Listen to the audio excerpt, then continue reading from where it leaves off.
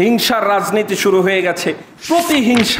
প্রতিহিংসায় ক্ষতি হচ্ছে সাধারণ মানুষগুলো, যারা হিংসার রাজনীতি করেন, যারা হিংসার ক্ষমতা নিয়ে বসে থাকেন, তাদের উদ্দেশ্যে বলছে। আবু দাউদের মধ্যে আল্লাহ রাসূল সাল্লাল্লাহু আলাইহি ওয়াসাল্লাম বললেন আবু দাউদের মধ্যে যে হিংসা থেকে তোমরা দূরে থাকো। কেন?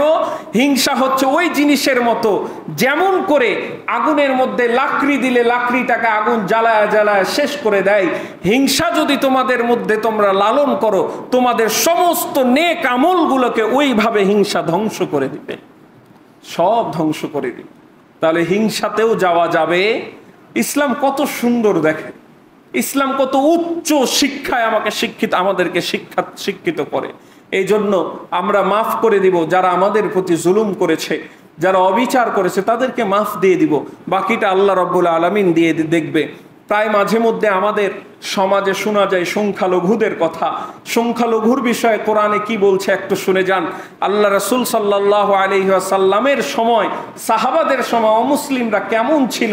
মুসলমানদের মধ্যে শাসন আমলে অমুসলিমরা ডিমের মধ্যে কুসুম যেমন নিরাপদে থাকে, তার চেয়েও বেশি নিরাপদে ছিল। বলেন না সুবহানাল্লাহ।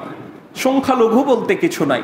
এ দেশ যতখানি আমার, এ যে দেশে অধিকার যতটুকু আমাদের, ঠিক ততটুকু অন্য ধর্মাবলম্বী ভাইদের। তাদেরও এটা মাতৃভূমি, তারাও এই দেশে জন্মগ্রহণ করেছে। তাদের নিয়ে কোনো রাজনীতি করা যাবে না। করলে কি হবে? আল্লাহ রাসূল সাল্লাল্লাহু আলাইহি ওয়াসাল্লাম আবু দাউদের মধ্যে বলছে, যদি কেউ কোনো অমুসলিমকে অন্যায়ভাবে হত্যা করে, যদি কোনো অমুসলিমকে কেউ তার সম্পদগুলো অন্যায়ভাবে গ্রাস করে নেয়, যদি তার উপরে অপবাদ দেয়, যদি তার মালগুলোকে আত্মসাৎ করে নেয়, জেনে রেখো তোমরা, আমি মুহাম্মদ যেই দিন আল্লাহর দরবারে তার বিরুদ্ধে ওই অমুসলিম মামলা দায়ের করবে, সেই দিন আমি অমুসলিমের পক্ষে হয়ে আল্লাহর কাছে তোমার নামে বিচার দিয়ে দিব। বলেন না, কি কথা বলেছে। এখন আপনি অমুসলিমদের ক্ষতি করে আল্লাহ রাসূলের সাথে জিহাদ করবেন? অমুসলিমদের ক্ষতি করে আপনি আল্লাহ রাসূলের সাথে জিহাদ করবেন? আবার অন্য হাদিসে বুখারীর মধ্যে এসেছে, যদি কেউ অন্যায়ভাবে অমুসলিমকে হত্যা করে, আল্লাহ রাসূল সাল্লাল্লাহু আলাইহি ওয়াসাল্লাম বলছে সে কোনোদিন জান্নাতের গন্ধও পাবে না, সেন্ট পাবে না। জান্নাতের গন্ধ এত তীব্র যে 40,000 মাইল, 40,000 বছরের দূরত্ব থেকে ওই জান্নাতের গন্ধটা কিন্তু পাওয়া যায়। বলেন না সুবহানাল্লাহ। ওই ব্যক্তিটা যে অমুসলিমের ক্ষতি করলো, সে জান্নাতের গন্ধ পর্যন্তও পাবে না। তাহলে এইবার বলেন, এ দুনিয়া তো হচ্ছে ক্ষণস্থায়ী।